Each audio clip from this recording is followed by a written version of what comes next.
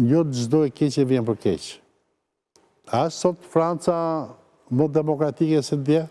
Sepse Macroni gjithsesi hëngë një shpull, nuk ja ktheu dorë dhe nuk u fotografua presidentin Francës duke goditur të shoqen. Si e mendon Anika? Tani Franca ka qenë gjithmonë një shoqëri liberale e cila nuk është ndikuar fare nga problematika të tilla që bëjnë bujë të madhe në Shtetet e Bashkuara të Amerikës, si për shembull ekzistenta e një, të themi, eskorte të presidentit, me të cilën ai mund të ketë dhe një fëmijë, siç ishte për shembull rasti i Mitterrandit. Unë në 94 kam kaluar një vit në Francë dhe kur e dëgjova që në vizitën e tij zyrtare në Japoni, më duket, ai shkon me vajzën të cilën e kishte me një grua që nuk ishte gruaja ledi e parë e Francës. Po pse ishte eskorta apo ishte një dashur sekrete? E dashur. Po se e the eskort, pse dashur sekrete quhen gjithë eskorta, a? Tani varet. Po nuk ka rëndësi e bëmë në shoqëruse, vajtanë në frëngjisht, shoqëruse. Shoqëruse. Shoqëruse.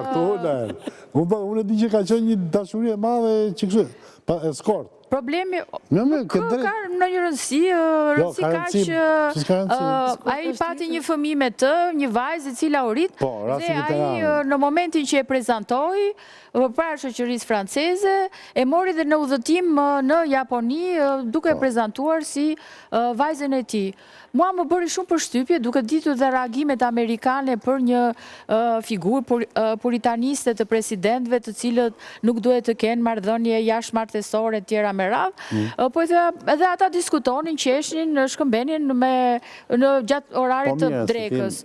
Edhe i tha, po e çfarë ka, ai ishte njëri si gjithë të tjerët, pse kujtoni juve që ne nuk e dim që dhe në bulevard de Capucin, ai ka pas në katin e dytë, në një kafe të famshëm franceze, një vend ku shkonte dhe takonte, jo vetëm këtë të dashur, po edhe të tjera, e kështu me radhë, dhe për ne biles, në qoftë se do ta konsideronim. Mitterrandi takonte vetëm femra apo dhe një shok?